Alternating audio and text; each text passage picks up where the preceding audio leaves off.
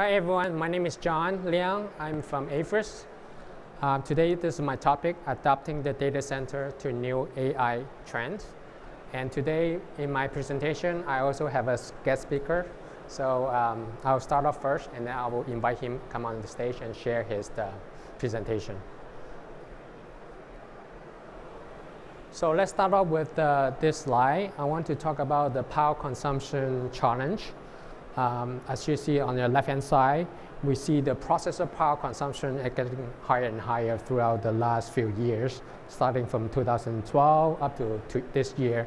You can see the processor power from 165 up to right now 350, and then maybe the next generation will be 500, maybe another generation could be 700. Right? Not to talk about the AI processor yet. Right? On the right-hand side, you will see the power rack density trend. At the same time, I think kind of proportional, right? As you see the processor power getting higher, then your power in the rack also getting higher. Throughout the 2030, projected around 34 per rack in general, right? So we're also seeing that some other articles may also mention about the rack power density getting higher and higher. Some also mention about could be up to 100 kW per rack. So this is the trend, that's what we see and what we can do about it, right? So mentioned about processor earlier. So what about AI processor, right? So we see the trend as well, also coming from 250 watt, 2016 up to the last year, about 700, right? So next year could be 1,000. Not to mention about networking switches or network card. Those components also getting more power and power. This morning I talked to another switch vendor. He also shared with me the processor power can go up to 1,000 or even 1,700 as well. So they're also thinking about some solution how to improve the power efficiency on the equipment inside the rack as well as in the data center. Right? So increasing infrastructure power demand, right? So we all know that, and we just shared about what we can do, right? Maybe some of the two options we're thinking about. Either you're seeking for new infrastructure so that you can have more power in the new infrastructure to provide all the equipment that need higher power, right? Or maybe you want to retrofit the existing infrastructure that can provide higher power for your gear or for the AI server, right? So, in terms of that, two options, right? So something need to be considered, right? Since you're looking for new infrastructure, so you should have some kind of sustainability in the data center in mind, right? You want to provide a sustainable computing in your infrastructure along with the high power demand for your requirement. So go out to the data center side. So something to consider is maybe you want to think about a clean energy source. For example, hydrogen power technology, right? So this is something that I want to invite my guest to come on stage to share about his mission or his vision about the power for the data center. So let's invite Yuval Bachar. He is the founder and CEO of ECL, Edge Cloud Link. Yuval.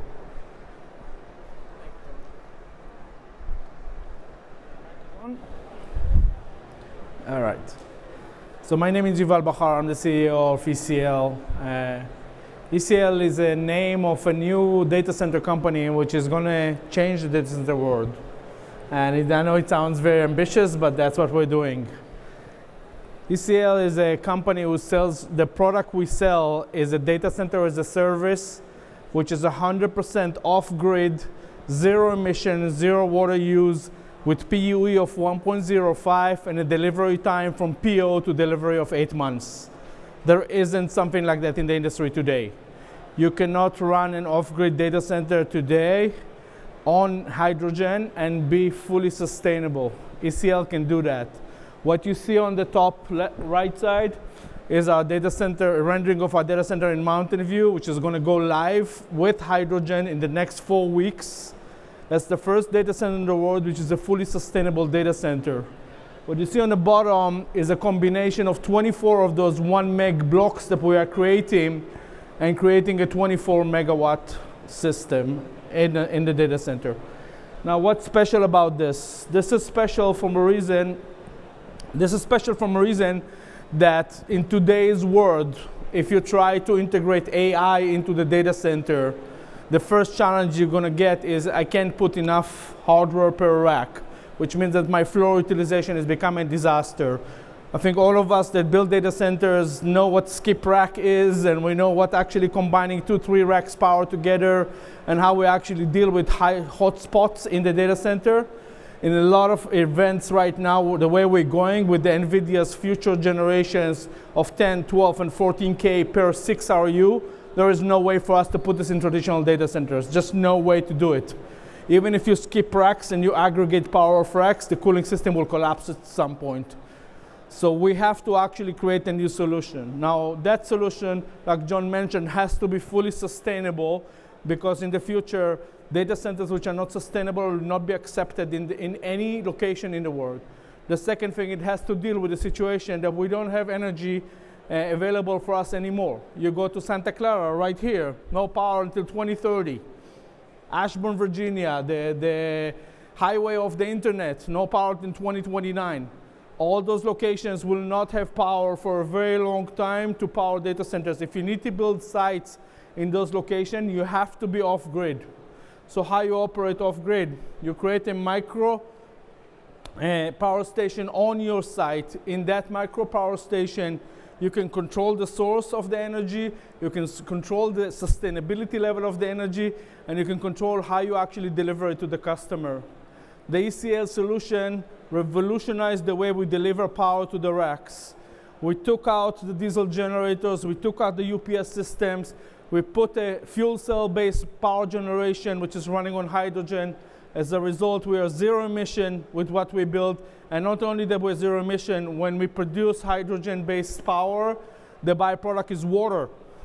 So we take the water and cycle it back into the data center, so we also do not take any water from the environment. If you're in this mode where no water from the environment is taken, on the contrary, we can give back water to the environment because we produce much more than what we actually need. We operate in a zero-emission environment where our fuel cell system does not have any emission. We operate on a PUE of 1.05, yes, 0.5, not 1.5, guaranteed in 90% of the places on the face of the earth. And all of that comes in a package which costs you less than putting your data center in a competitor co-location white space. How do we do this? What's the magic? The magic is bottoms-up engineering that built everything from scratch and designed an environment where actually the real estate is coming on top of the engineering and not engineering on top of the real estate. When you do that, you can do amazing things, and that's what we built over here. The site that you see behind me is our headquarters. This little thing in the corner over here, you can see it, that little thing over here, that's a data center. That's a 1 megawatt data center sitting on 900 square feet. 900 square feet, okay? A traditional data center will be 10 times that size for 1 megawatt. Each rack that we deliver to the customer is between 50 and 75K, and you can do a mix and match of the racks, which means you can put a 5K rack next to a 50, next to a 75, next to a 10, and it doesn't really matter. You get the power for it, and you get the cooling for it independently per rack, okay? If we try and actually do what's the value proposition, what are we offering, and why we think this is the right solution for the future of AI.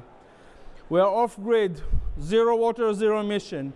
We deliver in 8 months. We're reducing the TCO of the customer. You would say, okay, if you get this great hydrogen-based solution, which is zero emission, etc., how much premium I need to pay? You do not need to pay a premium as a customer. You actually get a lower TCO than what you get from traditional data centers, co-locations, and you don't need to make the effort of converting a white space into a data center. Our data center stops at the rack, bring your IT, run it.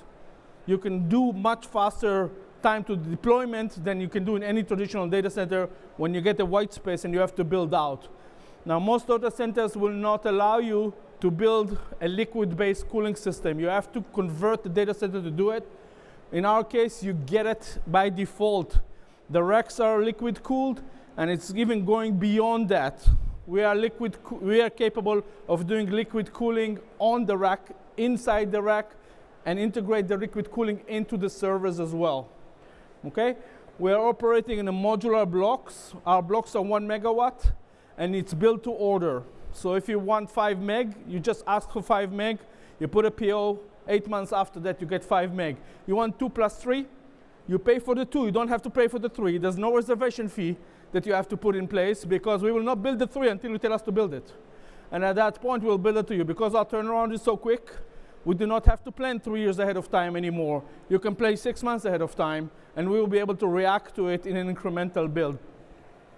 We give you absolute sustainability. So if you look at anything that anybody would say, okay, what is sustainability offering? And you ask any environmentalist to say, what can I ask for sustainability? It's zero emission, zero water, low noise, high PUE. We get everything in this package, okay? And the last thing is we give you full turnkey. And what we say full turnkey means you do not need to do anything in the data center design or operation. We will operate the whole thing for you. You will not see the hydrogen ever, but you will get the ESG score improvement for your company because you're running in a data center which is completely zero emission. If we summarize our sustainability story, 0, 0, 0, choose 0. We're 0 everywhere on a positive side instead of the negative side. And we are integrating into our community. And so how do we integrate the community? We integrate the community by the fact that we do not build buildings over 1 story, only 1-story buildings. We are not taking anything from the environment around us, water or electricity. We give back to the community the water that we have. And we actually, when we do construction, we do it with a 3D printer. We take that 3D printer and give it back to the city to actually build whatever they want when we're not printing. And that's another level of integration into the community. Why are we good for AI? Let's start with this. 75K per rack is going to be mandatory in 2024. Because if you're building a large AI environment, if you can give 50 to 75K per rack, you will not be able to create a dense solution. You'll be able to create a spread solution, but not a dense one. We are doing the dense one, and you can put a super pod from Supermicro in 10 racks, which is usually takes 32. The second thing that we deliver, sorry. The second thing we deliver is a busway delivery to the racks. The racks are mix and match. There's a shared power per row, and you can take as little as you want or as much as you want. We can drop up to 75 in every rack, but if you take 5, then the racks next to it can take more. Our cooling system will isolate it and enable you to actually do that. PUE of 1.05. So you say, okay, how the hell are you achieving PUE of 1.05? That is very tough to achieve, even at mega data centers. We're achieving it by redesigning the cooling system with a 4-stage cooling system, and by integration of our cooling system into the hydrogen system and leveraging the features that come for the hydrogen to cool our data center. When we do all of this together, we can achieve that level of PUE, which for customers translates immediately to cash. Because PUE is money. You actually pay for the energy, a multiplier of 1.5, 1.6 today in your colocation. In our case, you pay 1.05. That is the direct connection. So if you are running a data center and you know how much it actually costs, the power to cost to run the data center, you understand the value in this. It's tremendous. It's going to be millions of dollars in value. We developed a brand new cooling system, which is, like I said, 4 stages. We have an integrated and an embedded liquid cooling into the racks that you're getting. If you want to bring your own racks, we will attach our system into your racks as well. You don't have to use our racks. You can bring any rack. It can be an OCP rack. It can be a standard 19-inch rack. We can take any rack. We are doing a combination of liquid cooling and air cooling, so you don't have to do any immersion or anything like that. Standard components, we can do 75, and next year we're going to be able to actually go much higher than that with our next generation cooling system. Okay? And lastly, we have one of the most advanced management systems in the industry. We are putting a full management system around the data center. As a customer, you can see exactly what's happening at any point. You can set the system to actually operate to your specification. Like this month, I want to be actually optimizing for ESG. Next month, I want to optimize for cool. Okay? And 8 months for delivery. That is a game changer in our industry today.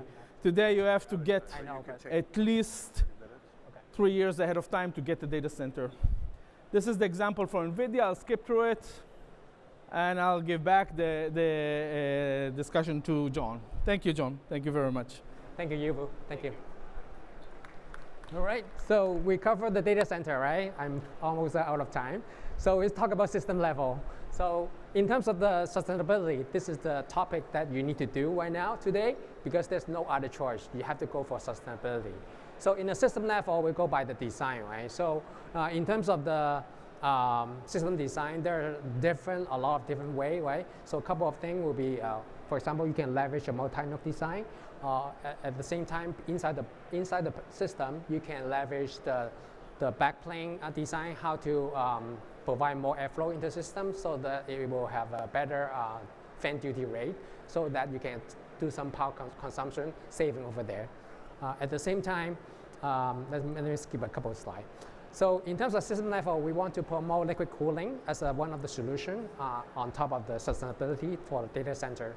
So we did partner with Intel to try to standardize the liquid cooling solution to the general community. The way to partner with Intel is because you want to standardize not just the hardware component, for example, the cold plate design, the material, the connector, or the CDU, but at the same time, we want to partner with Intel to define the standard, how to do testing, how to do validation on the liquid cooling solution, making sure that the cooling system is performed the way that's supposed to be, make it more optimized, and giving you the best energy optimization turnover. So right now, we have done the cold plate design with Intel. At the same time, we're trying to finish the 2, 3, and 4, and then we can contribute the whole thing to the community as well. So you're welcome to go back to search for the documentation about the cold plate development and qualification white paper detail. At the same time, looking forward to complete that, and then we can share it to the community. If you have time, please join, come visit our booth, A2. At the same time, at about 4:30 today, my boss will have another talk about more detail in terms of the liquid cooling solution in a workshop. Thank you very much.